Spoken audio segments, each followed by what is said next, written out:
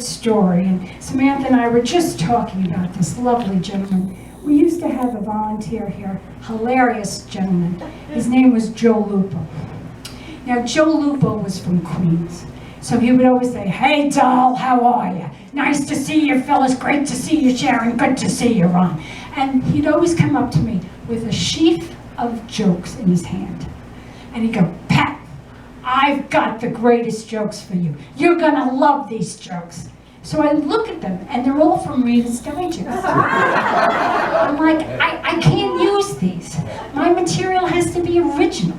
I said, "Joe, come back to me with original material, and I promise I will use it." Joe's like, "Ah."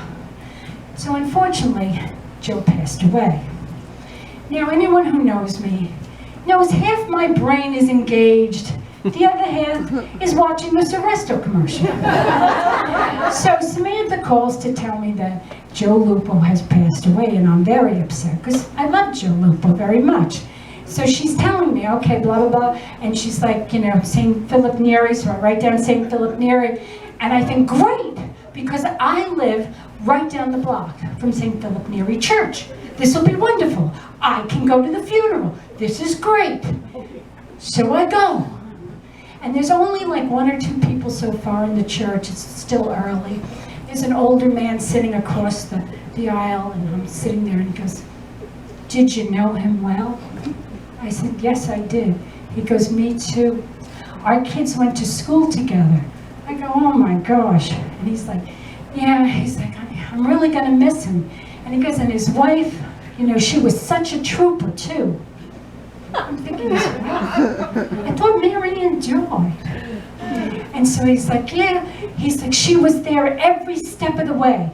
And I go, "I know, he has a daughter, but he must be talking about his daughter, Mary Ann." So then we're sitting there chatting, and this woman who's like setting up the funeral goes, "Did you know the deceased well?" And I said, "Yes, I knew him very well." And so she goes, "Would you like to say a few words?" Because, he was an older gentleman, so there weren't like a lot of people to talk. And I said, "Sure, no problem." So now people start to fill in, and then the organ's going and playing. And then you hear like people at the back, so you know that they're starting to set up. And they start playing, some beautiful hymns. And the woman starts to hand out the programs, and I read it, and it says, "In loving memory of Francis Kapinski."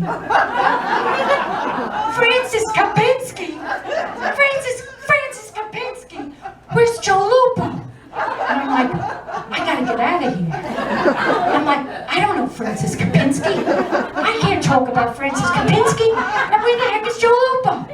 So I'm like, all right, I'm just gonna have to get up casually and leave. And just then, Francis Kapinski comes down the aisle. And I'm like, oh no! So then the priest comes out and he goes, "I know we have a small gathering here today, but one of the deceased's very good friends is going to come up and talk about him." And I'm like, I look at the old man, I go, "You want to go?" He goes, No, you. And I'm like, "No, I've changed my mind." This woman's like, "No, you can't. There's no one else. You gotta go." So I start to walk up there, and I'm thinking, what am I gonna say? I think I'm at Joe Lupo's funeral. So I'm going up there, and I'm standing, and of course it's the Catholic Church where you're like up above everybody. And I'm sitting there on the mic like, and I see Francis Kapinski's family going, "Who is that? Who is that?" So then I think, I have to stop because the priest is waiting. And I go, "Do any of us really know another person? Aren't we all a mystery inside ourselves? Because I'm sure if Francis was here right now, he would look at me through a stranger's eyes. Because he's above right now." And his family's going, "What is she talking about?" So finally I managed to, fuss my way through it. I get off, and the woman goes, "Wait a minute." And I go, "No, I gotta leave." And so she goes, No, you have, the family will want to talk to you." I go, "No, I'm so upset, I gotta go. So I'm like, oh, poor Francis. I start walking in, and then you see his wife going, who is that? So I get out to the front of the church, and so you know that I'm not making up a word of this, you can verify it with Samantha, because she was the first call that I made. And I'm like, and so she's like, oh my gosh, she's upset. She's like, should I get somebody to come and get you? She's like, oh my God, you're hysterical. I go, no, I'm at Francis Kapinski's funeral.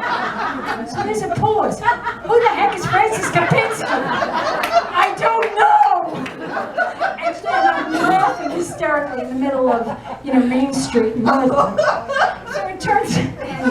So it turns out that I ended up going to Philip Neri Church instead of Philip Neri Cemetery, where Joe Lupo was. So I'm sitting there, I'm driving back to heaven, and suddenly I start laughing. Because then I say, Joe Lupo, you finally got your wish. I got original material to perform.